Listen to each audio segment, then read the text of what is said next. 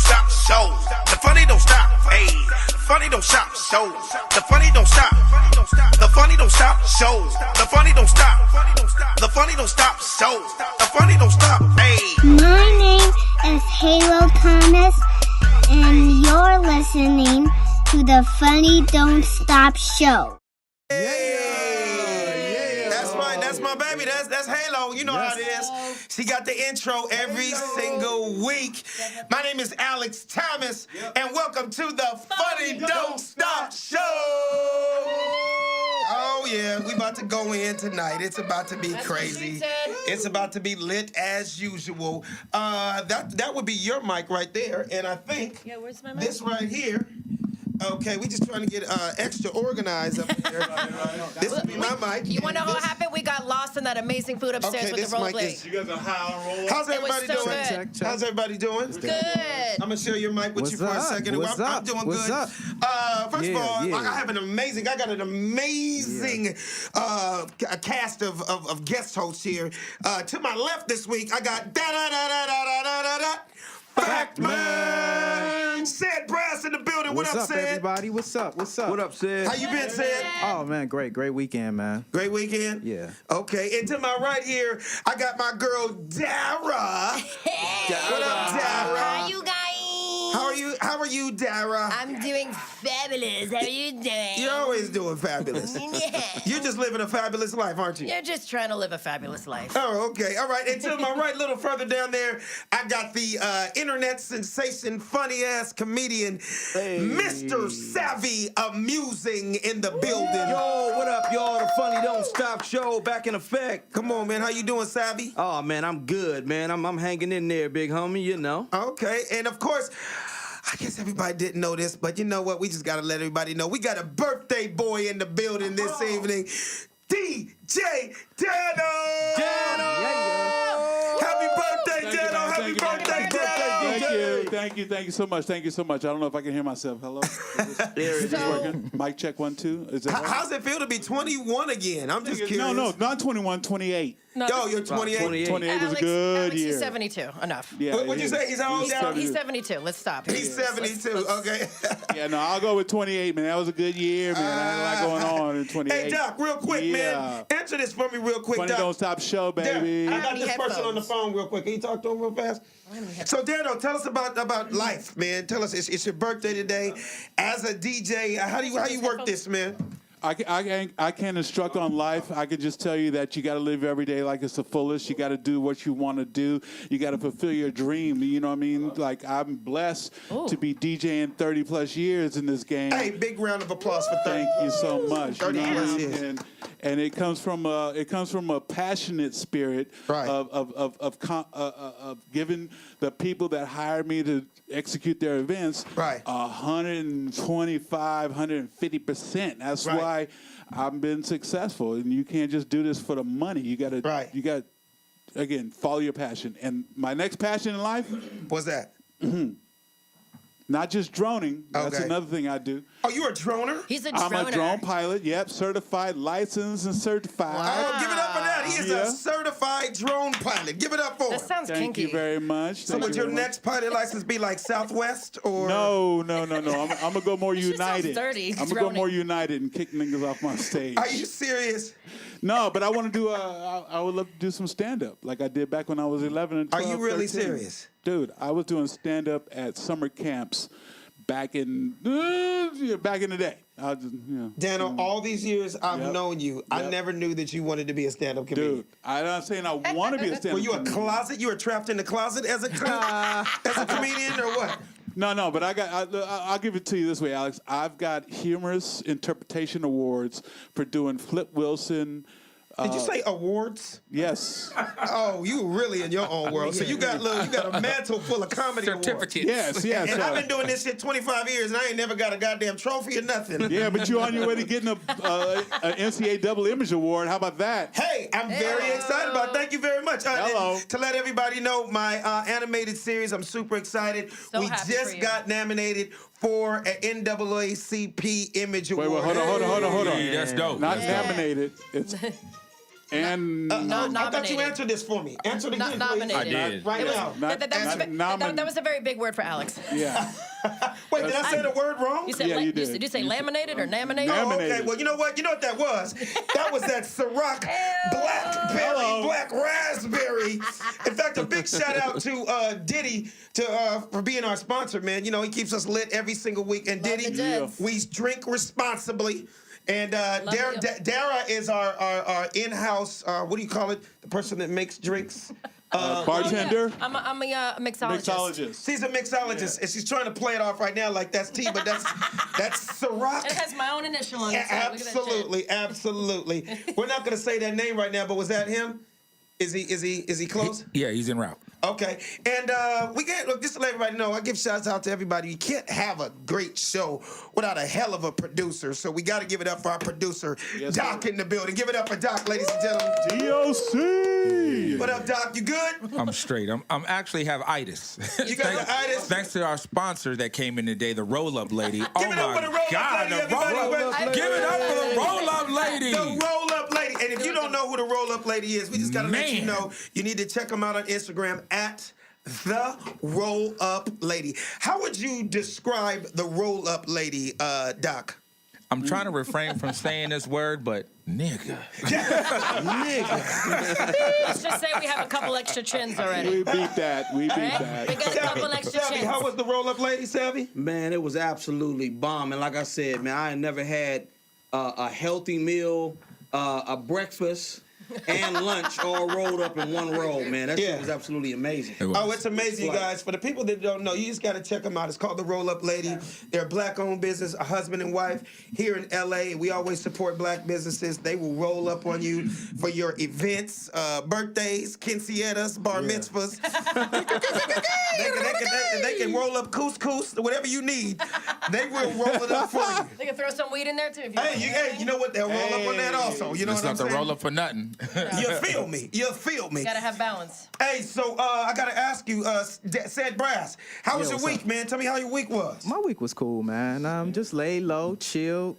Didn't really get in too much. You know, just kind of brainstorm. I'm sat back. I'm reading Kamala Harris' book right now, so it's all good. Can you tell Have all these fun. people out here that don't read books? There's a lot of brothers out there that ain't read a book since Dr. Seuss in third grade. What is it about reading books? And let people know there are still people like you that read books. There's a lot of people out here reading What's books, it man. like reading big words and stuff? Yeah, you know, you gotta expand your vocabulary. You know, it's a good thing. And people are so like polarizing in politics right now. I figured it was a good idea to read the Kamala Harris book instead of listening to what the media is telling me and looking at what television is telling me. What is she saying herself? What does she stand for? Who is she inside herself? So I think that was what I was really about. So to all the people out there that are listening right now or watching us, who is Kamala Harris? Because you can't assume everybody knows. Boy, for the people that's under a rock that don't know who Kamala Harris is. And there are some people under rocks. Yeah. So yeah. Or There's people out there Kamala. smoking rocks right now too. Yes. So for the people that don't know who Kamala Harris is, it's the first black. Kamala. Well, she's- Kamala, remember? yeah, Kamala. yeah, it's Kamala. Tomato. Kamala. Oh, she did it. She did it with the Jewish hawk too. You gotta have that gutter. Hawk. That's you gotta have that gutter. So tell us, is it Kamala? Is it Kamala? What is it? I'm not gonna even say where my mom was going. She did that. Oh, okay. But you know, this is the Funny Don't Stop show. If the shit's funny, you can say it. Yeah, say it. Don't ever. My Yeah, grandmother say always it, told Sed. me never hold in fart? A fart? Sed, you see? No, Look, Sed. never hold in a laugh because it will turn into a fart. Did you guys just see that? Sed and I just agreed on something. Yeah, for We just once. agreed on something for once. Yeah, for once in a Goddamn. lifetime. We just had a Jeez. moment. Hey, real quick though, we also anything that you're gonna hear tonight, anything that may interest you, give us a call 310-986-6610. That's 310-986-6610. Wherever you calling from, wherever you're listening, we want to give a shout out to all the people that are just listening, the people in their cars right now, the truck drivers, people that are listening to us on military bases around the world. We appreciate you guys. We've only been on 6 weeks now, and when I tell you, like I say every week, we have got calls from all over the world. I'm talking from Greece to Nice, from Maine to Spain, from Alaska to Nebraska, from the Big Apple to the pineapple, I was waiting from for that one. Chicago to Kilago. They checking out the Funny Don't Stop show, so we really, really appreciate that. You guys don't even know. Hey, and also you got to check us out on YouTube every week. Also, you know, our YouTubes are off the chain. If you missed the episode, you can watch the whole thing in its entirety. And see our face. You can see our face. Exactly, at the Funny Don't Stop show on YouTube. And the only way you can see that every week is our amazing audio visual producer, Raul. What up, Raul? How you doing, man? All right, yeah, man, we give shout out to all my Latinas and Latinos out there, too. We appreciate y'all. So I'm gonna just dive in because there's a lot of stuff we need to talk about. And I'm gonna just talk about this first thing first. Did you guys hear about, so Will Smith is supposed to be playing the father of Serena and Venus in a new movie. And I'm going to just set it up by saying people are upset because they're trying to say that he don't look nothing like them. He's lighter than the daddy. They daddy is dark skin. All I have to say is this. There's this thing called hair and makeup. Right. If Flex Alexander can play Michael Jackson. Ooh, which wasn't good, though. Anything is possible. Okay. First off, Will Smith is playing fucking Aladdin. If that's not a stretch, I mean, come on. Come on. Yeah, but Who when you got that kind of money, because you got to understand, he's also producing the movie.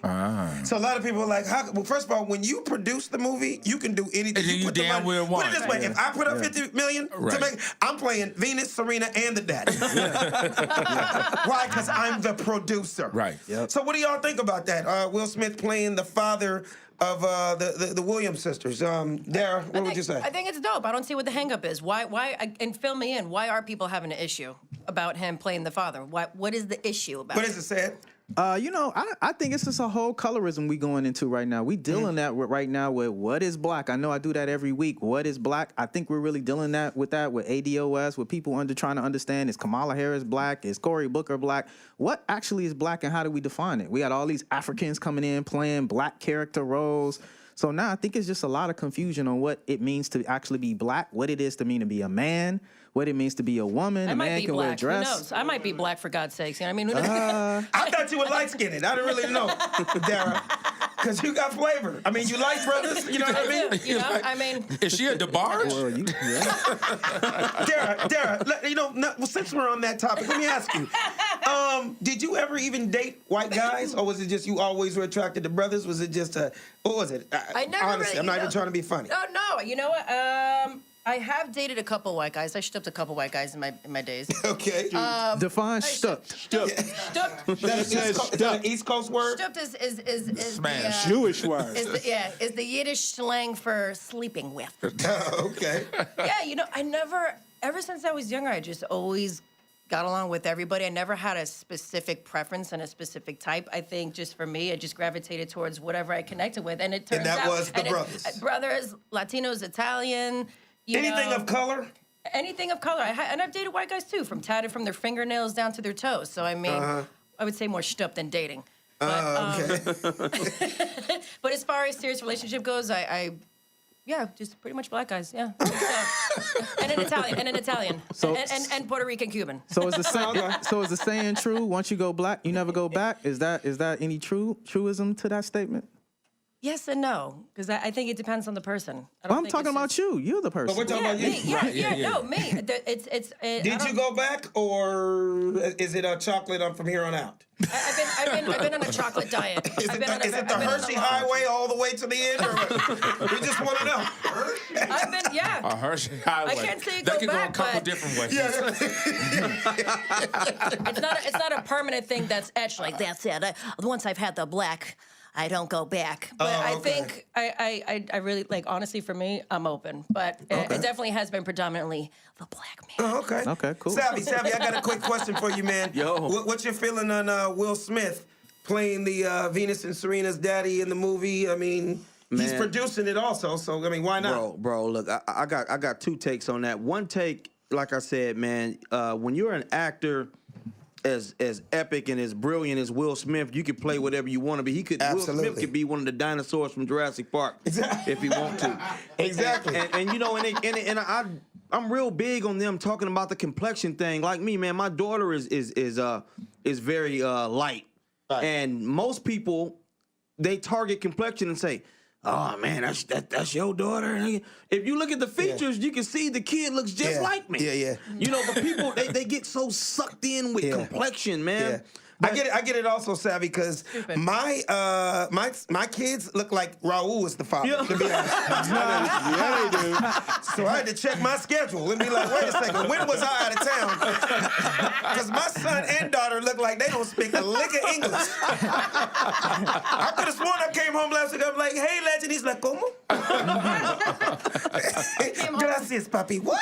I came home making rice and beans up in this bitch. You might need to do a DNA test. No, for real. I told my wife I might have one light-skinned ball. I'm dead serious. I did not know how my kids come out so damn light. Like, I mean, damn, I had to have something to do with this. Yeah, her mama got. Yeah, her mama's light-skinned and her mama's light-skinned. You know what I mean? But I don't know what it is. So let's move on to the next topic. The next topic that I want to talk about, we touched on it last week, but we didn't just go in with it because there was more people talking about it.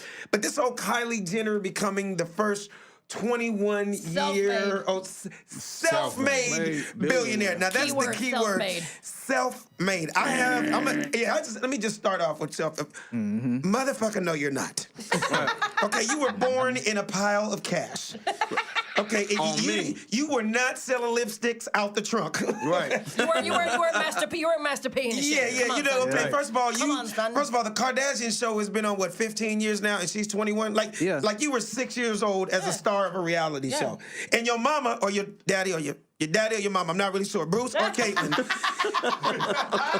was one of the most famous superstars in the history of athletics. Right. Dude, you were not self-made. You don't know what self-made is. I'm not mad at your hustle, Kylie Jenner, but whoever came up with she was self-made, I don't know. What do you feel about that, Sed? Yeah, you know, everything, we're redefining everything in society today. So I think to her, she believes she is self-made. When you don't know what you don't know, sometimes you say ignorant things like that. So it's like, come on, man. She is not self-made. We all know it. But I think she wants like street cred. So she's just going to make stuff up for the process. So What do you say, Savvy? Well, man, I remember this radio and TV host by the name of Colin Cowherd. He had said once before that he's more impressed with the person that came from nothing, poor, family struggle, and then you make it to elite status. You can consider something like that self-made. But like you just said, when you are already born in bundles of cash, you need not. You could have came out with your own box of cereal, and and people would buy it just because Kylie Oates. Yeah, exactly, Kylie Oates. And just because people love your family, they're gonna buy it. And by you being the youngest one, you got the advantage. So yeah, definitely not self-made. Billionaire indeed, but not self-made for sure. So what do you think in her little rich mind? What does self-made mean when a rich person says it? Like I wouldn't know because I'm not in their mind. That's for damn sure. You know, like, I don't know. I can't comprehend How does she even come up with that word? I don't know. Self-made. You're not self-made. I give it to her that the torch was kind of passed around in the family there, that everyone can come up and grow together and build an empire. I get that. I respect it. If I was in her situation, take advantage of the opportunity. Your dad laid down the foundation. Your big sister laid on her back for you. Right. To make. Jesus Christ. God damn. No one else. No one heard that. Huh? No one heard. Alex is hard on Kim Kardashian, boy. I was like, I mean, if it hadn't been for Ray J, I don't know what would have happened with that family. You know what I mean? I'm being honest. I know. I'm being honest all the way 100. You know what I mean? I mean, would they be the family that they are? Would they be as famous if it hadn't been for Kim's influence or what Kim did in the beginning? Probably not. And we know what she did in the beginning. Let's not talk about after Kanye. Let's not talk about after Instagram. I'm talking about, would we know who she was if it hadn't been for that sex tape? I don't know. I'm asking you. I don't know. Can you give me an opinion? I don't think so. Possibly. I don't think so. Possibly No, because not. she was married before that. Oh, that's right. Yeah, she was married To to a several different- she was married to a famous producer, Damon Thomas, who was from The Underdog. So she had Was already he been black? around that. Yeah, he's Okay, black. pretty much, Damon yeah. Thomas. Yeah, Damon You're Thomas, not gonna yeah. get more blacker than that. No, absolutely. Exactly. Damon Thomas. His real name is probably La Damon. So you got to figure she was around entertainment then, and no one knew who she was until Ray J. pretty much. Right. So Ray J basically he put her on. On her back. On her back, yeah. He put her on her back, and they got famous from there. Pretty much, yeah. And the rest was history. People are writing in saying we would never know. Fame, that we would never know. And fame builds. Shout out to everybody that's watching us on Facebook Live, our Instagrams. Everybody in here is going live. Yeah. Shout out, I see people hitting us from Houston, Texas. Yep. I just got somebody from New York. Call us up too, 310-986-6610. Y'all call up. Let's move on to the next topic. Next topic, I heard your girl J-Lo and A-Rod got engaged. Talk to us, Dara. What you think about it? I think that's great. Why not? I mean, what is this? Five times a charm, or? Well, I mean, is that what it is? Five? Is it fifth? Yeah. Five? What does she get engaged every spring, or what is it? What's the latest on her? Spring is the thing. Spring is the You thing. know what? I like it. Brings the thing. I wonder if she's gonna actually go through with the actual wedding or just stay engaged. No, she gonna go through it. You think she'll go I'm through with like, it? shout outs to her, man. Shout outs to J-Lo, man. I love her. She hit a milestone. And what she is that? actually, I love her. She's actually one ring short of tying MJ and Tom Brady.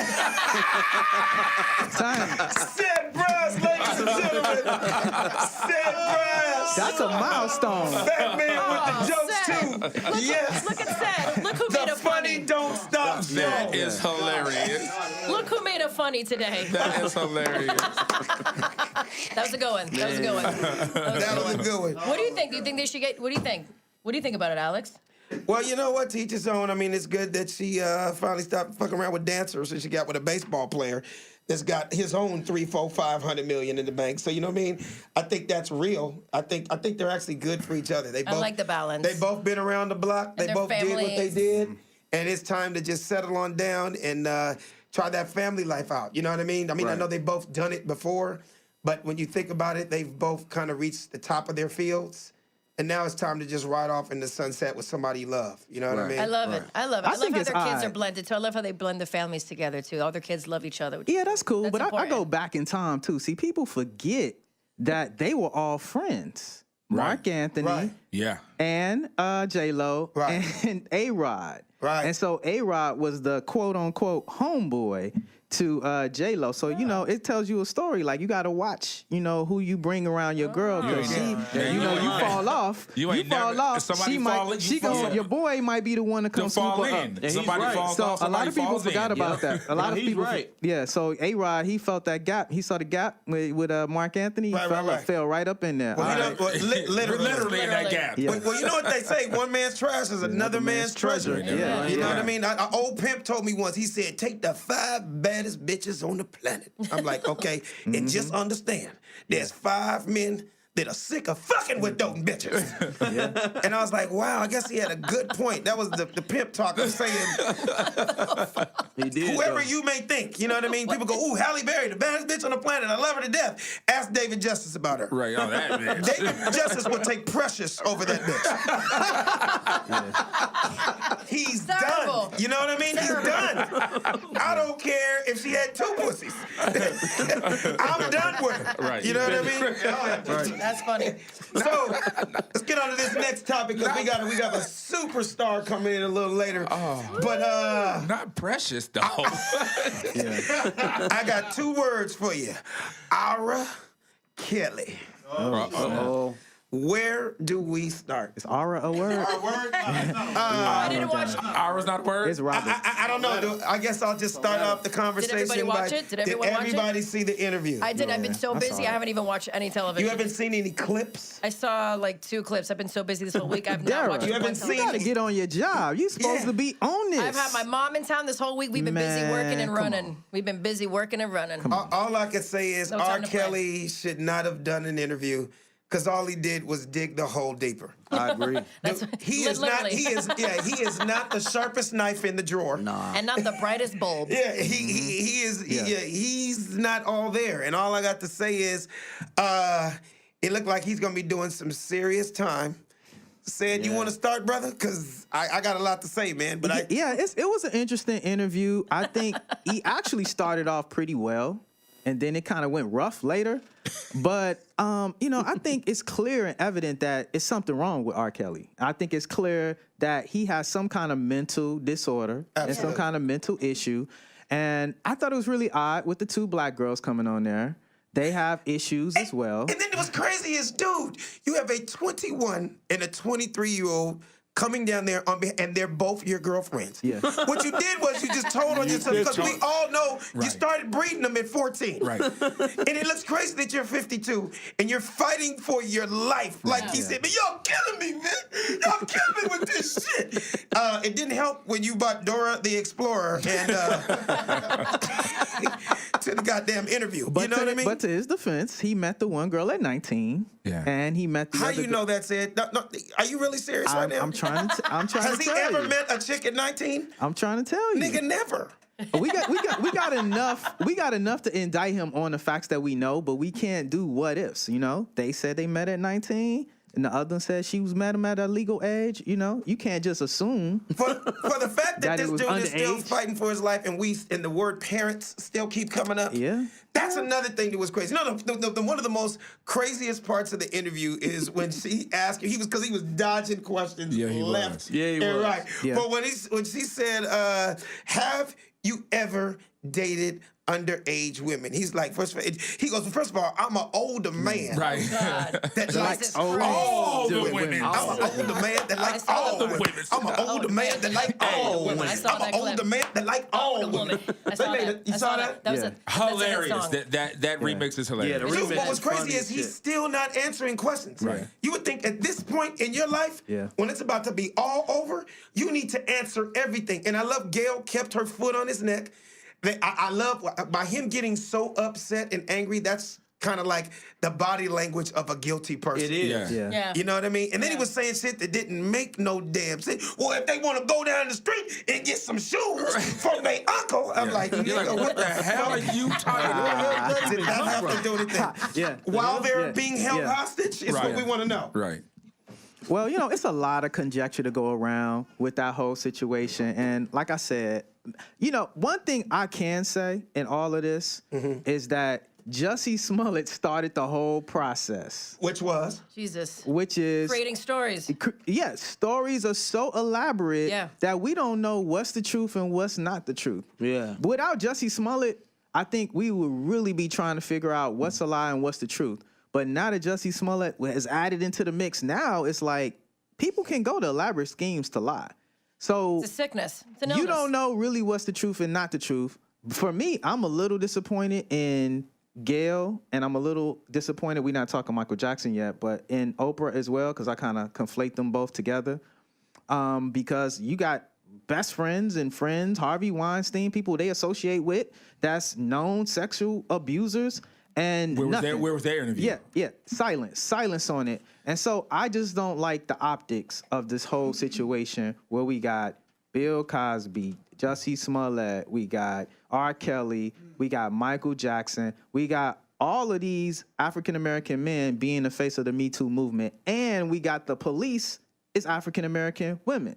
So we got Gayle King, Oprah Winfrey, the lady from Good Morning America, can't remember her name right now, but it's all black women. Gayle King. No, not Gail from Good Morning America. That did Jussie Smollett. That's a whole nother black woman.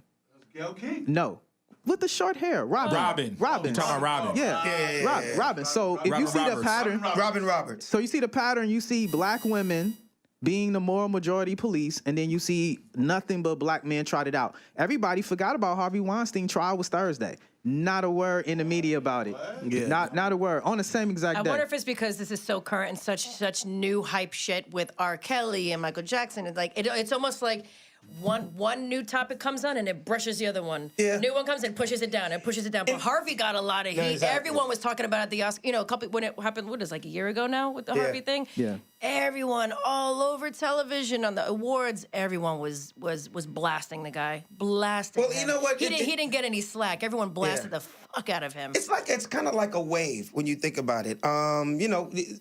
It's kind of like a little hiatus from Trump for a week. Yeah. But I'm pretty sure he's going to be doing some dumb shit Which in we'll the come day, back in the to week it. or so. And we'll be talking about that again. And I know what you're saying. It just looks like a huge attack on us right now. But damn it, it's some dumb shit going on, and it's in the news. Yeah. You know what I mean? And at the end of the day, yes. I mean, think about it. Gail is going to finally get her money now. For real. Because gonna get paid. of the interview. I don't know if you guys know the deal about that, but the other dude on the network that's on the same station, I think he's getting, I may be exaggerating, but I think he's getting $14 million a year, and she's getting $6 million.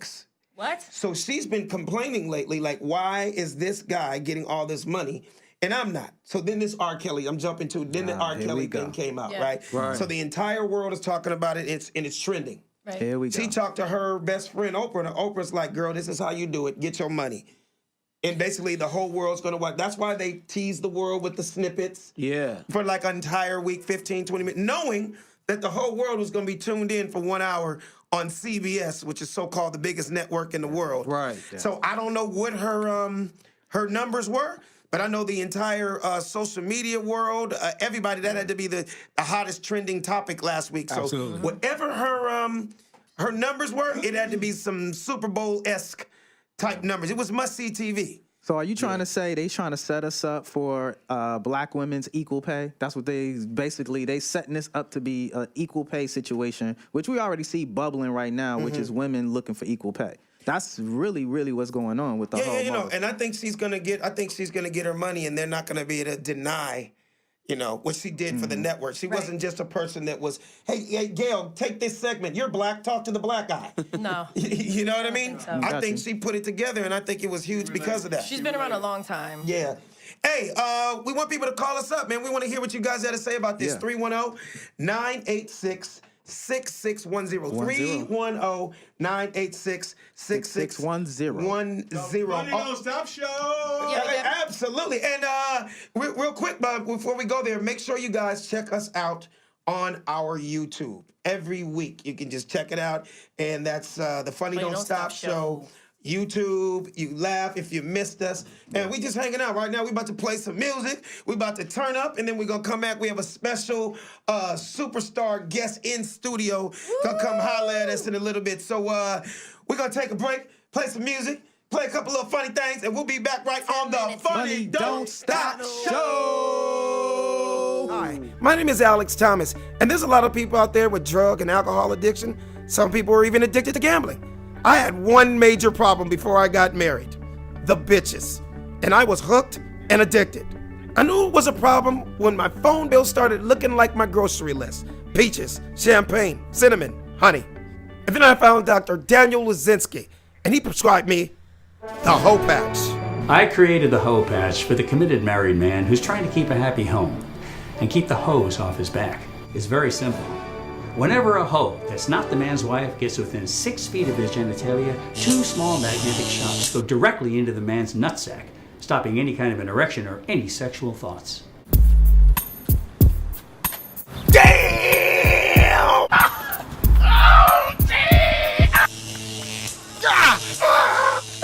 Are you okay? Are you okay? Away! Thanks, Dr. Lazinski. Just $19.99 to get your Hoe Patch now while supplies last, or call 1-800-HOE-PATCH. Such a beautiful dolphin. What's your favorite show on Dash Radio? What's your favorite show? Oh my God. The Funny Don't Stop Show. The Funny Don't Stop Show. Radio, baby. The Funny Don't Stop Show on Dash Radio, baby. The Funny Don't Stop Show. Yeah, that's what I thought it was. Don't forget, it's Marcus King presents Dash Comedy Radio on Dash Radio. Hey, what it do? We back here at the Funny Don't Stop Show. Hey, you know how it goes down. It goes down. We got to give a big shout out to our sponsor, Ciroc Diddy. Thanks for letting the good times roll. We drinking responsibly. That new black raspberry is off the chain, and we having a bar. I told you, every once in a while, you know, just some superstars pull up on us. You know what I mean? Because the Funny Don't Stop Show just kind of goes down like that. But I got a dude that I've been friends with quite a while, and you guys might know him. He is a NBA Hall of Famer, one of the greatest dudes to ever touch a basketball. Ladies and gentlemen, out of Oakland, California, please make some noise for Mr. Gary Payton. Yes. Well, goddamn, better get it right. Shit, get it right. The glove in the Get it building. right. Gary Payton's in the building. How you feel, GP? man. You know I'm always kicking it and feeling good. Hey, man, so forget basketball. I just heard that you could actually go down into the Dominoes and Spades Hall of Fame. Damn right. I'm the man in that. I get kicked out of people's houses. You know what I'm saying? That's how I get down. I get kicked out of people's cribs. You get kicked out of people's cribs? Yeah. For sure. I love Spades. So, when they hear Oakland, Oakland's it's not the biggest city, but what part of Oakland, just for the people that don't know, what part of Oakland are you from? Now, I'm going to tell you, it's 500,000. Now, we kind of big. We the mini Detroit. You understand? Okay. The mini Detroit. Now, did Pimp start in Oakland or was it Detroit? It's both. we gonna give it to them though because they bigger than us, so we'll give them the pimps. But we had pimps too. Where was the Mac born? No, Richmond, right? The Mac, Oakland, baby, the Ward brothers, baby. That's how we get at. Hey, didn't they film part of the Mac in Richmond? Was it Richmond that they filmed it, or was it Oakland? There was nothing but Oakland. We was at the cemetery, all that. That's Oakland, baby. That's Oakland. That's Oakland. So yeah. I've always heard Richmond is like Compton, Oakland. Is that true?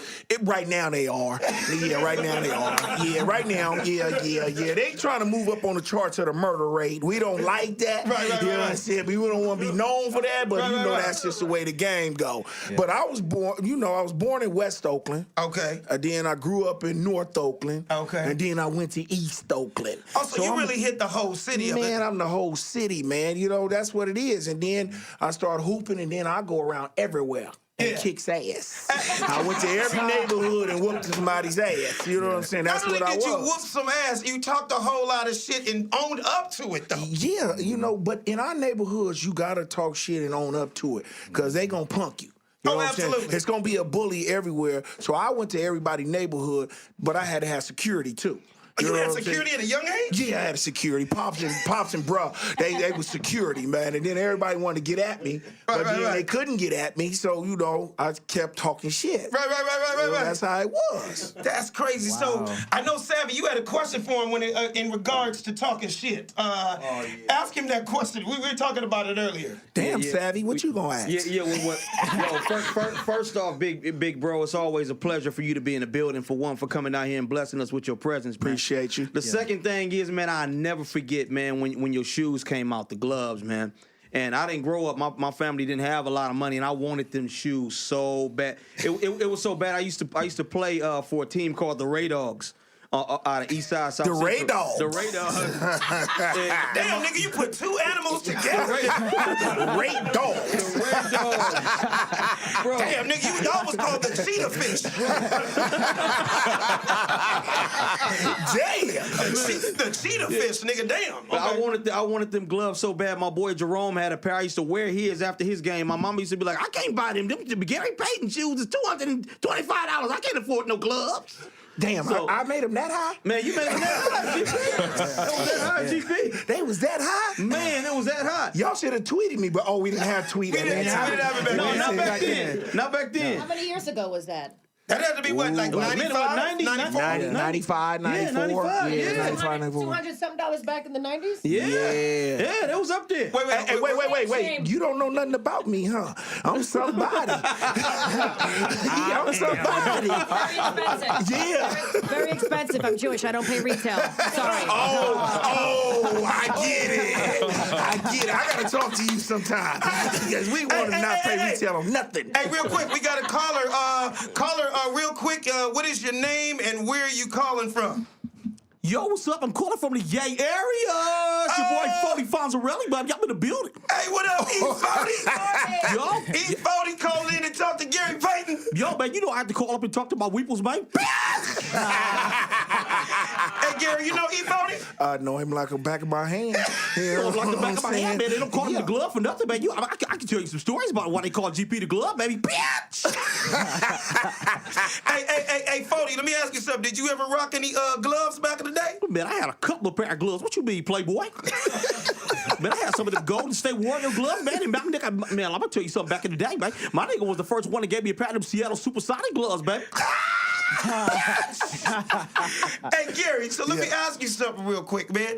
Something I always want to know. When there were stars like you guys that had your own shoes with Nike, How do you know, or did you know how much you got per shoe? Was that something that was negotiated by an agent? Is it something that you go, okay, my shoe's $125?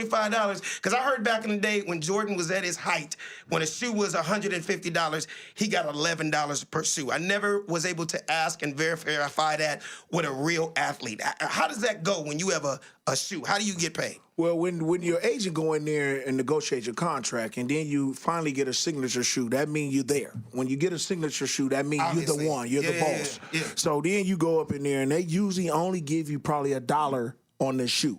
Even if you get 150, if it's worth 150, they're only gonna give you $1. Michael Jordan was one of the elite, you know what I'm saying? Because he started Air Jordan to get $11 and then sell as many shoes as he did. Just think about how much bread he was getting. Oh yeah, no, really. So when my shoe came out the first time, and they sold about a good, in the first month, I sold about 4 million shoes. So you do the math. So that's like an album going quadruple platinum. It is. So you do the math. So it was kind of big, man. And then, you get that check for four tickets, man. That's all good. You know what I'm saying? It's 4 tickets, but think about what they got. You know what I'm saying? Right. Yeah. And then, you know what's so crazy, too? When you think about this generation, if you guys knew what this generation knew, it'd be a whole different ballgame. So I'm going to tell you what I mean by that. You could tell LeBron is a businessman because he's selling 2 pairs per game. You know how he does that? He's wearing 2 pairs of shoes. So if you're a 10-year-old kid and you love LeBron James, you're saying, Mama, I need the gold and the purple. Because he saw them during the game. You know, and then what happened was last year, like when he was with the Heat or whatever, he would do something where he would play the first half and then go in the second half and then come into the second. He just sold $400 pair of shoes to, like, every child watching. So that's when I knew it was a business. Yeah, but that's what they do now. It's market up in this camp. You know what I'm saying? Especially when you got sneaker heads. Everybody owns sneakers right now. So that's what they do. They want to swag it any way they want to swag it. So now if you come on one half and rock them and get 30, then all of a sudden you come on the second half and get 25. Man, I got to rock them in my AAU game. You know what I'm saying? So they crying to Mama, I need both. You know what I'm saying? And then they got to save up, and that's going to hit them for 600. Hey, E40, are you still on the line? Yo, I'm still on the line, Playboy. I don't know why y'all leave me a hole like that, my week. I got one last question before you go, man. So you're a Gary Payton fan, but what, like, out of his whole career, what team was it that you loved him the most on? I'm just curious. Man, I gotta say, I love him on the 2005, 2006 Miami Heat team, baby. Hey, man, you gotta love him the most when you get a championship. Big round of applause for Gary Payton getting that ring finally. Hey, Bodie, thanks for hanging out with us, man. Appreciate the call, bro. All the time, Playboy. And I'll see you in a minute when I whoop your ass in them dominoes, too. I'll be ready for you, my weepers. So Gary, man, that had to be crazy, man. How many years into your career was that when that happened, that moment, when you got that ring in Miami? Well, that was like in my 16th year. It was at my end of my career. And for me to wait that long and try to win a championship, and I had went like 3 times before that. And I didn't win. You know what I'm saying? I came here with the Lakers and we had that tragic season. You know what I'm saying? It was a tragic season, which shouldn't have never happened. I think a lot of people got hurt. A lot of things was going on.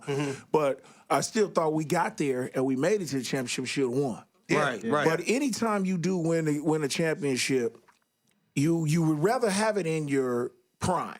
But I like it when I had it at the Miami Heat because I was an older guy. I was the one. And you appreciated it. And I appreciated it. And I made the statement I directed that team. I made that team get better. Absolutely. I was the one who controlled all them. As we said, let's let D Wade, the young boy, get down. And we step back and we just give this young boy his game. You were their OG, their voice of reason. Like, I know you had to pull those dudes to the side sometime. Like, during the game, you're like, yo, young fella, calm down. It's almost like you were a player coach, right? Right, and I got into it with D Wade that year. You know what I'm saying? Like how? And by telling him I'll beat his ass for talking to his state. You know what I'm saying? Yeah, I did. I told him I whoop his ass, and then Pat Riley gonna come at me. I was like, I'll whoop your ass too. You know what I'm saying? Y'all know I'm the OG around here. Right. Nigga, I got a kid his age. Right. So No, exactly. he don't talk to me like that. So that's when they respected me, and I was the oldest one on the team. Absolutely. You know what I'm saying? And so they had to listen to me because all of them respected me. They grew up watching me. You know what I'm saying? So I came there to be a mentor. You know what I'm saying? Not to play the minutes that I played. And I had White Chocolate on my team. I had Jason, Antoine Walker. Man, I had a lot of guys on my team that was OGs too, but they still had to understand how to get over the hump. You know what I'm saying? They was partying, they was doing everything. That's fine with me. Party, do all your thing, but come to the game and be ready. And be prepared. And be ready. And that's what we did. We worked it out at the end of the year. We made a run, and we made that run, and we won that championship. And that was an amazing thing, man. I was so happy for you because, you know, you can relate sometimes when you've been a part of something for so long and you know the blood, sweat, and tears that you put down in this business for all these years. And that, to me, that was the NBA gods blessing you and going, bro, you're not going to lead this game without some hardware. And you know what, Alex, what was the best thing about it for me is that my father got to see me do it. You know what I'm saying? Before my father passed away. You know what I'm saying? So That's great. he was the man who guided me through Oakland and everything. Most of us don't have two parents. You know what I'm saying? We always had just the mama, and the mama worked hard and sweat. But I had a daddy, and my daddy was a whole Oakland and a father for all the dudes in Oakland. You know what I'm saying? A lot of people don't know your dad, because I've done my homework. Your dad was an example to the other dads. In the city and where you grew up. Right. There might have been a lot of dads that may have been absent, but when they saw that your pops was around from the beginning and how serious and how influential that was, I think it solidly made somebody like, man, let me finally go to this nigga's game. And that's what they did. let me hit this nigga with a bounce pass right quick. God damn. Hey, but Alex, that's true though. And you know what? And my pops used to go to everybody's school, and he'll ride about his school and see if you hanging out. And if you hanging out, he'll jump out and whoop your ass. Absolutely. You know, my daddy came to my school, man, and when I was messing up and the teacher called him, and he slapped the shit out of me in front of everybody. That's when parents could do that and didn't have to go to jail. Yeah, because he would have went that children's services would have been there. Oh, my God. Hey, Gary, we got another call real quick. We get a lot of calls here. For sure. Funny Don't Stop Show. That's real. Caller, what's your name? Where you calling from? Yo, what's up, man? It's Big Shaq. Oh! Shacky Wag. Shaquille O'Neal. What up, Shaq? Yo, what's up, baby? Or like they say, Big Shaq-a-do. Big Shaq. Shaq Weasel. Shaq Weasel. What's up, Shaq? Shaq Hey, food. man, what's going on? I had to call the Funny Don't Stop Show up. Heard my man GP was in the building. I had to take time to call him up. That's what's up. Hey, what's up, man? So talk to GP real quick, man. Yo, what's up, GP, man? What's up, little bruh? Yo, man, little bro, man. I'm much bigger than you. But you just bigger than me. That's all in size, baby. But you still my little bro. Yeah. You read about that, man, because I done saw you, man. I done saw you get into it with Michael. I done saw you get into it with Kobe, and I don't want no problems. No, we ain't gonna never have no problems. You know, we like mud and water, man. We mix. You know what I'm saying? We mix, man. That's right, man. But I'm glad you took your time, you know, come down to the Funny Don't Stop Show. If I didn't have to be down at TNT today, I would have been on there with you to fuck with Alex Thomas and the team. Well, sugar, I miss your grand opening on Saturday, though, dog. I heard the restaurant is real nice. Oh man, yeah, you gotta come down there, man. And just make sure when you come down there, tell them Big Shaq Diesel sends you everything you eating for free. Oh, for sure. That's what's up. Hey, It's all on me. hey, Shaq, thanks for calling us up, man. We appreciate that. One more big round of applause for Shaquille O'Neal. Yeah. Sure. Thank you. Hey, man, do you ever talk to Sean Kemp?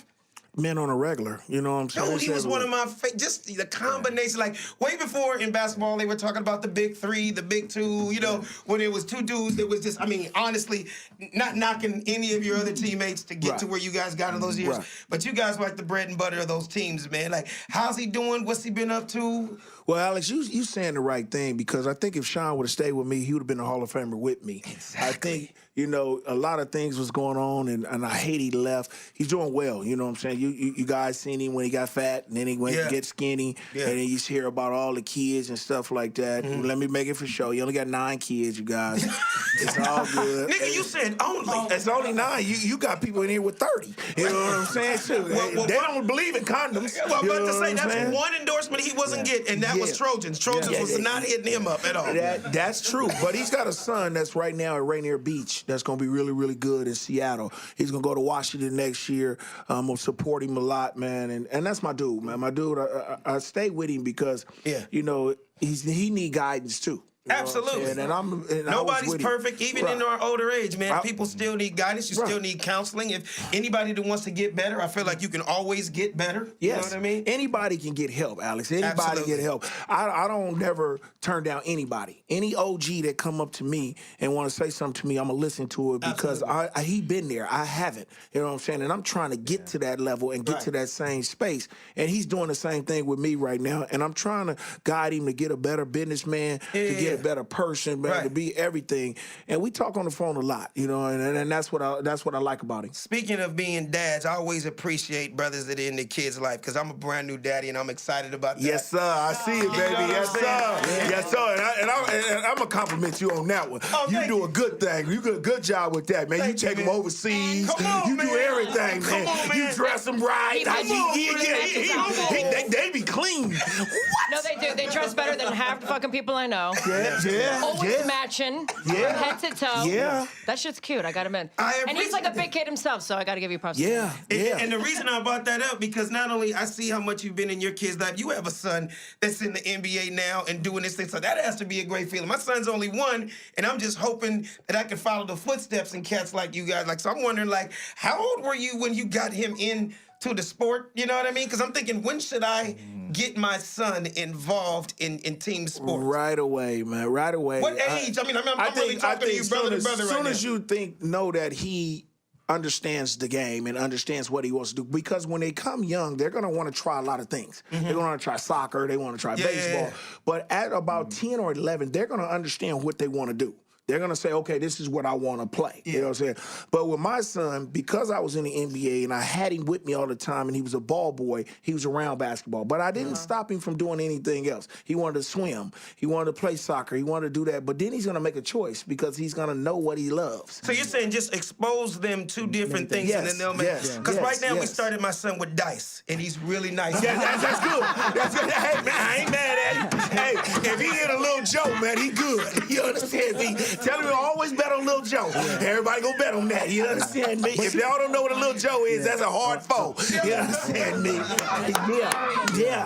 But you joking though, Alex, though. But you know the good thing is that you learn discipline from all the other sports. So even though they might come back to one sport, when you practice each one of these sports, it basically makes you a more rounded person and more disciplined in the process. And tell us about it, Sed Brass. And he don't even got no kids. And plus, what it's gonna do is it's gonna give you talent in everything: footwork, any kind of handwork, any kind of eye contact, man, eye awareness. Baseball does that with hitting the baseball. Hand-eye coordination. There you go. And it's like that, and it's good like that. And just let them expose him because they're gonna pick one. They're not gonna pick two. It's not like that anymore. It ain't too many talented ones like Murray out here now. He want to play baseball and football, but he talented in both. But you're gonna get one. They're gonna pick one. I'm gonna ask you a question. How do you feel about social consciousness in the sports now, especially when we didn't see it as much in you guys' era, maybe the 60s and the 70s era we saw it, then we kind of had a break from it. Through you guys' era, now we're seeing a reemergence with LeBron and wearing the We Can't Breathe, or we see people with Colin Kaepernick. So how do you feel about the social consciousness and what's going on in the political climate and that being a part of the sport today? So we're going to go back into the 60s and all that. You know, that was when the racism was really picking up, man. We wasn't really having a word out for it about that time. So then when the 90s came, we didn't have a lot of social media that we can bring it down. It wasn't that high with us, you know what I'm saying? Because we were dominating basketball. We're dominating football. We're dominating a lot of sports. We're dominating a lot of sports. But now what Cap did, he's just bringing it back because he's showing people how much racism still is in this world. And we need to keep expressing what we need to express in this world. Don't be shy. But all I say is do it the right way so they can't hammer you. You know what I'm saying? I don't want nobody to get hammered. I want them all to understand that we got the right to do anything in this world. Anything in this world. And if we do it the right way and bring it out, Cap stayed with his guns. And look, he got paid. You know, but what happened is that now we got to understand we still got a lot of people in this sport that can run this sport. And now he need a job. And we should be lobbying for him to get a job. He's a good football player, but we got to break it over that because they got a unity and they got a club. Correct. And they club stays with each other, but we got to keep on building it and building it and making awareness of this, and we all got to stick together. That's one thing that we have to do. We have to stick together, and if we all stick together, they can't beat us all, because what if we all step out and just say we ain't playing? No, I really think that's what they're scared of, because, you know, sports has always been a microcosm of what's going on in the world. So just think, you're saying, hey, there's a brother that need a job. Let's go out and lobby for this brother need a job. Just think if we took those same principles and applied it to real world concepts. The black guy that can't be a doctor at a certain hospital, the black lawyer that can't get into Fulbright at the law firm, you know, the engineer or the construction worker that can't get in. So just think if we could take those same principles and apply it to real world scenarios, I think that's what they're really scared of. Let's not wake the people up. Yeah, we got a phone call, another phone call. Well, another real quick phone call. What's your name and where you from? Give us a holler. I think y'all already know where I'm from, man. I'm LeBron James. Hey! That's in Ohio in the building, man. We just beat the Bulls. I'm happy. And you had 36, man. You was doing your thing. You had 36 and 10, baby. I told y'all I was more than an athlete, man. I'm eternal. But let me ask you one question, though. Yo. What you going to do next year with this team? Hey, man, well... First off, you know, Magic was you know, he was real blunt when he told me that it was gonna be a 2-summer thing. We tried to get AD, that didn't work out, man, and ended up messing up the team, and all them young dudes' hearts got broke. Don't nobody want to play no more, man. So, hey, but off the record, man, I mean, hey, this is the Funny Don't Stop show, so I feel like next season we got a better chance of getting maybe Klay Thompson, Kyrie Irving, and AD might still be on the way, man, if we could trade some of them dudes that don't want to play. Real talk, man. Real talk. Hey, well, LeBron, man, I know it's been a super tough season for you, man.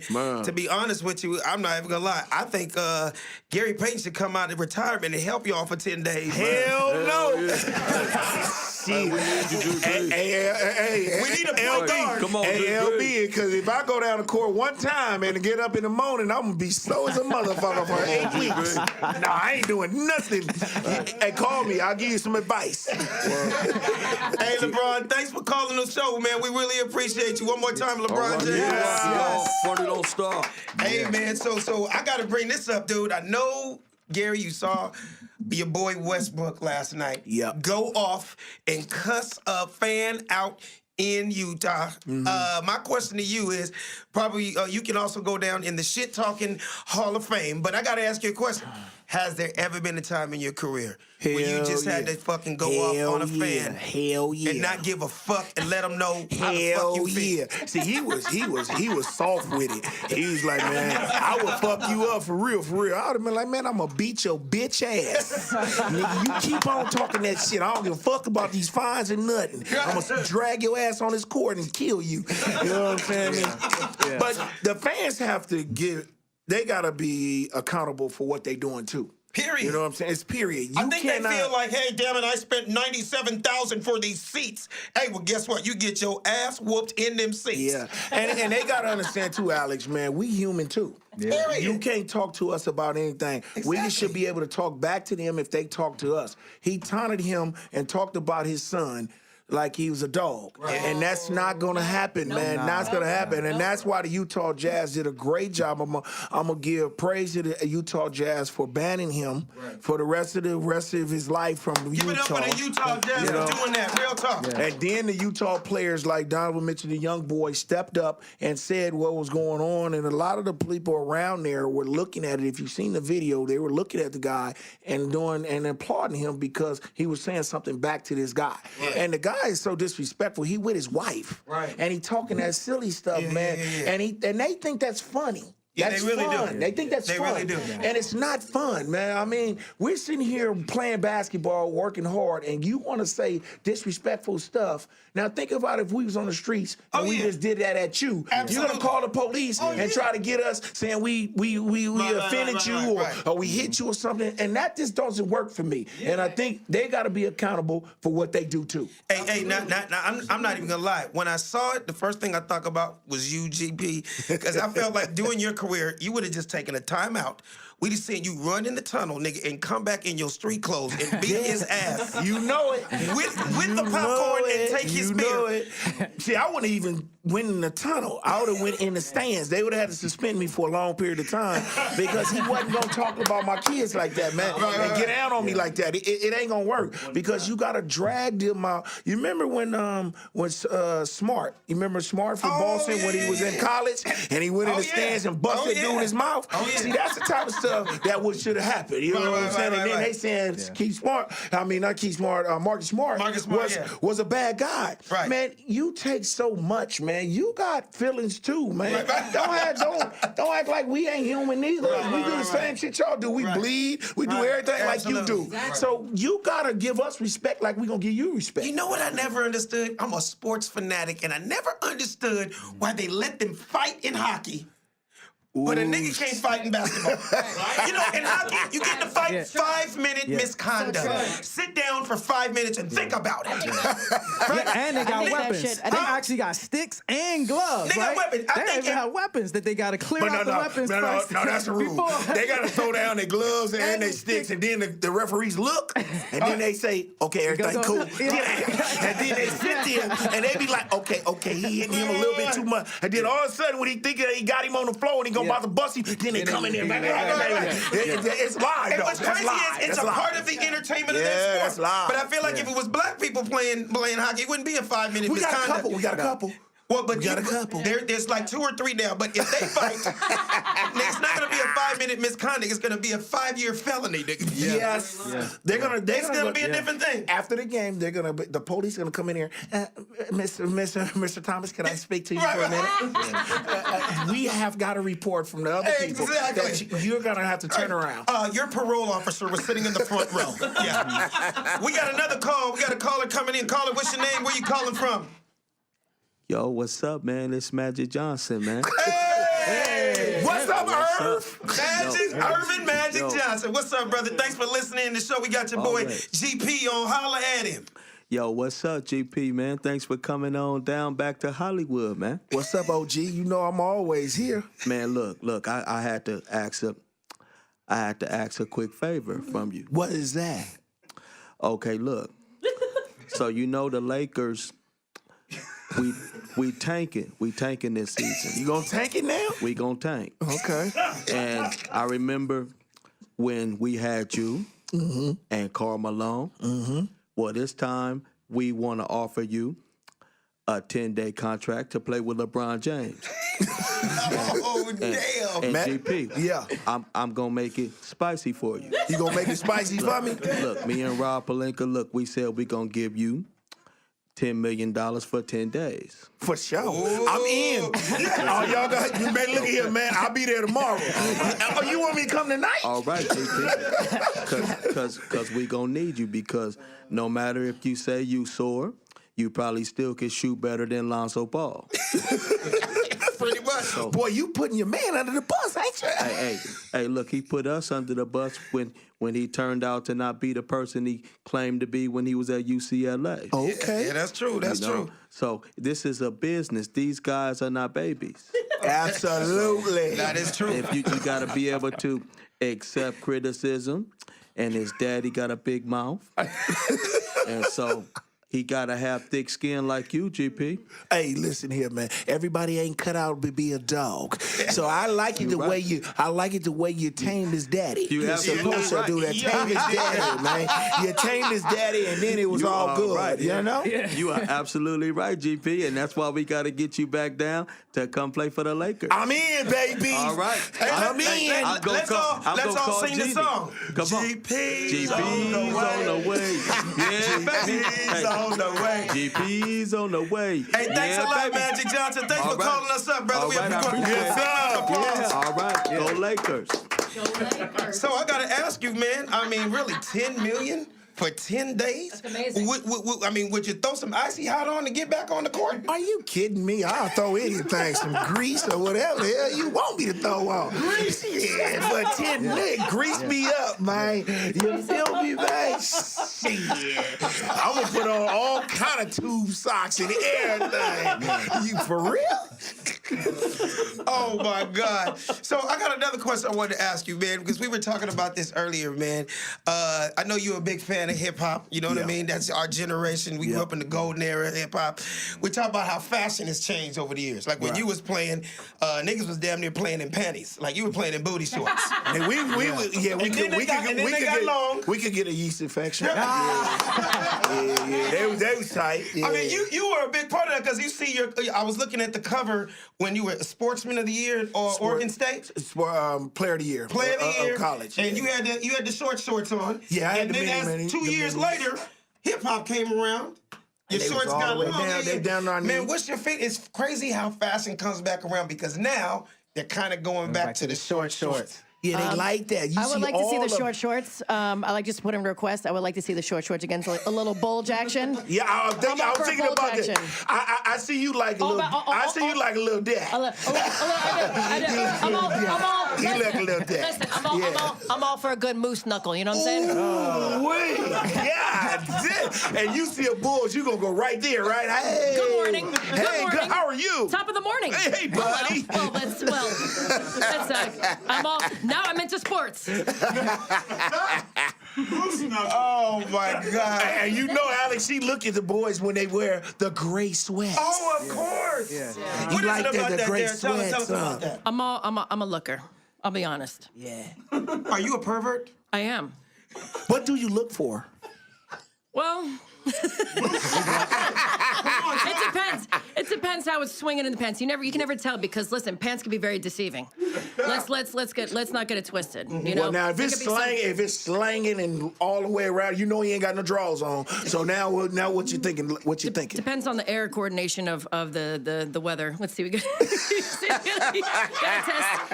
You know, speaking of which, so since as you guys can tell, I don't know shit about sports, and I didn't know who you were. I'll be honest. Okay. Love you. So since I don't know too much about sports, I took up a reliable source of mine and I checked it with Wikipedia. Okay.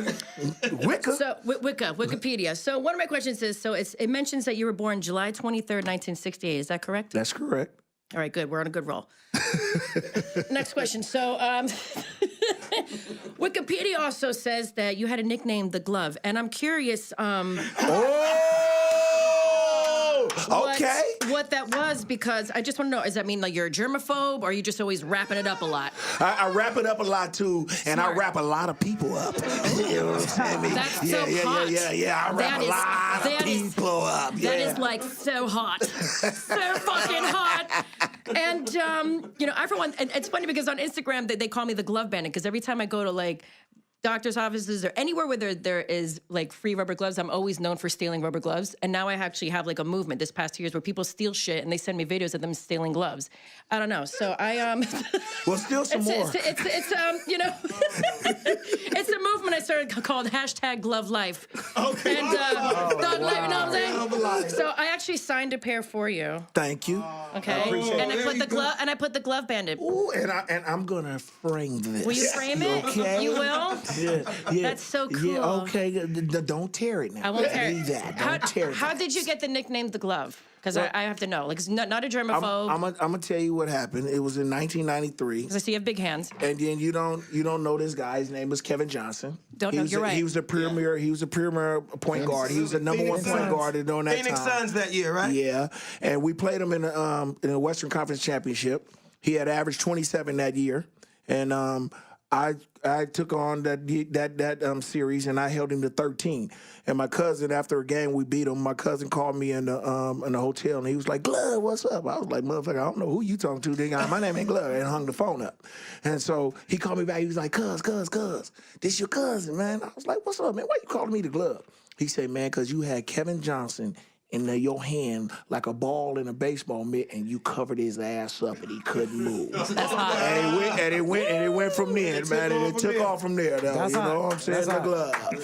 Which leads me to something else you wouldn't know. He's also one of the greatest defensemen in the history of the sport. Yeah. In fact, how many Defensive Player of the Years did you get? I got one. I'm the only point guard to ever do it. So that's hard. It's all big men that do it. And it'll never be duplicated in the NBA ever. Right. But I went to nine consecutive first team all defense. And that's a record. That's me, Michael Jordan, Scottie Pippen, and Big round of applause Kobe for that. Bryant. And Kobe Bryant. That's what's up. That's what's up. You Mazel still tov hold on the that one. record. Yes. I think you still hold the record for steals in Seattle, right? For Yeah. I own all the records in Seattle. Own For that. Yeah. But Westbrook, who was one my good youngster. Yeah. He just took over the points. Right. He took over a single something or something. He just surpassed me in some of that, and I called him and congratulated him for that. And if it was a dude that I really wanted to do is him, because he's a dog. You know, he's an old school dude.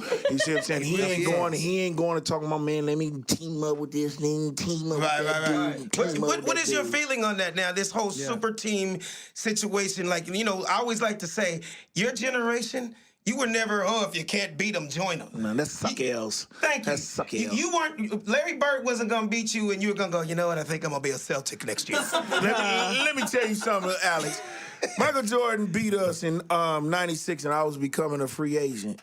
All I was thinking about is taking my ass back to Seattle and busting his ass the next year. Right. I'm not teaming up with him. I'm not talking about, I'm about to become a Bull. Nigga, I ain't no Bull, man. I'm a Sonic, man. This is my team. I'm starting my own thing. You know what I'm saying? And I was here to get down at you, and we had a good one, and I got down on you. Right. So I'm not going to team up with him, and I ain't. But the difference is they so buddy-buddy.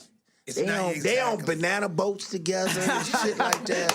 I ain't doing all of that, man. When I work out in the summer, I'm working out by myself because I don't want you to know nothing I'm doing. Yeah. Right, Because I want right. to bust your ass in next year. Right. You know what I'm saying? There's this one kid, the Greek the Freak, Giannis. Boom. He don't fuck with none of them. Yeah, nobody. He talking about, I'm gonna bust your ass every time I play you. Excellent. And that's why he's so damn good. You know what I'm saying? Because he don't go and let's go play pickup games together and all that shit. He tell LeBron them, no, I'm good. Right. I'm staying over here, and I'm going back And to ultimately, Greece. they gotta respect that. Yeah, they go respect that. And I feel like, even though, and I'm so happy you're here because all the years we've been friends, I never got to ask this question, but I'm gonna ask it in front of everybody right now. And you tell me if I'm right or wrong. I think because you stood up to Michael Jordan, because you weren't no punk, because, yes, you knew his credits like everybody else, but I don't give a fuck. I'm trying to beat your ass tonight. I have a feeling in my heart that made him respect you more than others. I don't know if it's true. Maybe you could tell me. I don't know if you, in your retired career, have you ever had that talk with him where, okay, nigga, we ain't playing no more. We having a cigar and a drink right now, nigga. Like, now we can talk. Good question, Alex. And that has came up, and he do respect me because of that. Because I did like this. I said, I'm from Oakland, man. I don't give a fuck about nobody, man. That is what it is. I don't give a fuck about nobody. Give a fuck about your So I credits, don't give a your fuck about all shoes. that. I made it to this motherfucker the same way you made it to this motherfucker, and I'm good. So now, if you that man and you getting down, I believe I can guard your ass. And then I'm talking about this. You're going to have to guard me on the other end of the floor because my offensive motherfucker too. Yeah. And that's where it came because he couldn't guard me on the other end of the floor. You know, and then Phil Jackson made a move, and he said, fuck that. He killing you. Right. You know what I'm saying? Put Pippen on him, a bigger dude that can guard him, you know, and make it a little problems. And he got mad about that, but that's the competitiveness of him. Right. And I'm not backing down to nobody. There's nobody I was ever scared of in the NBA. Nobody. Because I think I can guard anybody in that motherfucker. Absolutely. Yeah. And that's why you ended up being in the Hall of Fame. Let's give him a big round of applause. Yeah. Call it a HOF. So, man, tell us about that. That had to be like the ultimate, like, man, all the hard work of my entire life from my parents, my family, my coaches. Nick, I sound like I'm doing the speech right now. But it had to be emotional, man, when you got that call that, like, dude, I did it. My mom made it. Check this out, Alex. A dude like me coming from Oakland, California, we never thought that we would be a Hall of Famer. You'll never think that. That wasn't even in my first mind when I was growing up. That wasn't even in the deck of cards. That wasn't even in the deck of cards. But then as you kept playing and playing and playing, and you got better and better and better, and then people start talking about, man, you're going to be in the Hall of Fame. Then I started thinking about, man, go on with all that shit, man. I'm just a dude, man, from the town, man. I was just trying to come over here and get this bread. Because, you know what I'm saying? Because when they said, with the number 2 pick, the Seattle Supersonics picked Gary Payton, they fucked out. They gave me some money, man.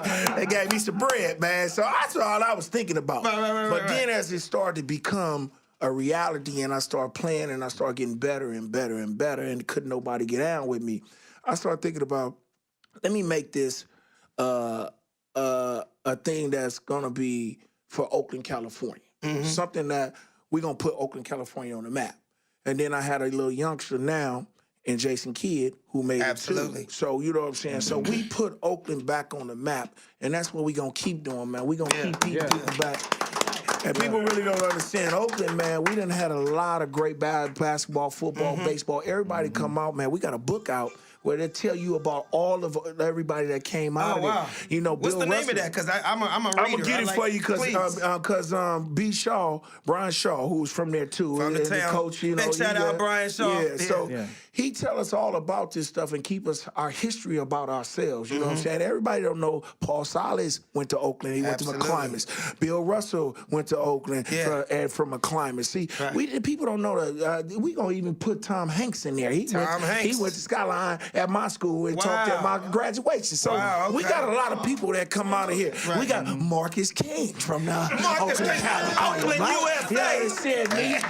Listen, man, we got people, man, that do big things, man, and we try to keep our town on the map. We don't want our town to be known for the murder city or whatever. I hate that when people be like, y'all number 2 or whatever, man. Don't know us for that. Know us for something else. Know us for us trying to get these kids up out of these streets, man, and get them to do something better. And that's what I always preach about. That's what's up. Let me ask you a question, man. What is your feeling on the Golden State Warriors moving across the bridge and now going to San Francisco? Is the feeling gonna be the same? Is it is it gonna feel like the San Francisco Warriors? Is it gonna feel like the Oakland Warriors? Is it just be a Bay Area thing? Or I think that's gonna be a big problem, Alex, because like I said, that's just hurting Oakland, California, because it's taking economy-wise. Yeah, it's taking a sport out of there. Instead of us building it up, getting another arena, building us some more hotels so that we can host an All-Star game and we can host a Super Bowl. It's like the Raiders leaving again, man. Exactly. See, it's just killing our city, man, and then it makes our city like it's nothing. We're gonna have one team, and that's the Oakland A's, and we're trying to build them a stadium so they won't go nowhere, man, and it hurts us to not have this, but they're gonna be the San Francisco Warriors, and you think so? Yeah, they're gonna be. They should be. They can't be Oakland because it's playing in San Francisco. Going to be the Golden State Warriors. They're not gonna have a name on it. We're not gonna even talk about it. It's not gonna be the same field. No, it ain't gonna be the same field, and it ain't the town no more. It ain't no town. You ain't no damn town no more. You the city of San Francisco. That's what it's gonna be. Right. Yeah. Anybody else got any questions they want to ask us, man? Before we wrap, because we gotta wrap it up. I just want to say what was so dope about GP is I never seen somebody that, not only when they talk shit, they do their homework before they talk shit. Like, I was watching an interview with GP. GP was like, if I'm finna talk shit to you, I'm finna find out if you got an ugly auntie, or I'm finna find out if you got a fucked up uncle, and I'm gonna say that shit. Because if you say something about my uncle or my family, I want to be able to say something back. So this man didn't only talk shit, he backed it up, and he also did his homework to make sure that you ain't gonna be one up on him if his jokes on that court. My man, I'm just glad to be in the building with GP, man. And you know these dudes so soft nowadays. You say something about their wife, I'm gonna be like, nigga, I got it at your wife too, nigga. She was my bro too last night. Nigga, it is what it is, nigga. You can have her that night. My wife, I told her to go out and get down with you because I wanted to get at your wife. You know what I'm saying? I'm not gonna be crying about no bitch shit like that. Say something about my mama, I got your mama too. I bought her some stockings for church the other day. You know what I'm saying? I ain't on that. And I'm gonna get down back at you. You know what I'm saying? It is what it is. I love a shit talker. I love that about you. My God, that is hysterical. My kind of guy. Oh, man. Well, you know what, Gary? You don't know how much we appreciate having you on the Funny Don't Stop show, man. This means a lot to me, man. This is the shit, man. Y'all have me back anytime, man, because I'm going to come over here, but next time I'm going to be drinking and I'm going to have some more, Gary. Oh, of course. You feel me? I'm going to have some more. You know come on. Next time you come, we need the pregame first. I'm going to have you get here early. Yeah, absolutely. So I can get a little tipsy and then we get really, really going. Come on, man. We're going to tailgate out in front of Dad. Absolutely. And I'm going to make sure I have some more Wikipedia questions for you. For sure. All right, ladies and gentlemen, we're about to get out of here. Oh, real quick, one more time, Savvy, tell them where they can find you at. Yo, what's up? My name is Savvy Amusing. You can find me on Instagram at Savvy_amusing, people. Dano. Yo, can you hear me? Hello, can you hear me? World, yeah. Go. What? Where are we going to find you at? I am DJ Dano, and it's my birthday. Shout out. Happy birthday, Dano! Dara. You can find me on Instagram, only one Dara, ONLY, the number 1, DARA. Sed Brass. Yo, you can catch me at Sed Brass, Sed with an S, EDBRASS. Gary Payton. Gary Payton /20. Get out and come down with me. You get it? You dig me? You dig that? You dig that? Funny man, Alex Thomas, and thanks for hanging out with us at the Funny Don't Stop Show. The funny don't stop show. The funny don't stop. Hey, the funny don't stop show. The funny don't stop. The funny don't stop show. The funny don't stop. The funny don't stop show. The funny don't stop. Hey. My name is Halo Thomas, and you're listening to the Funny Don't Stop Show.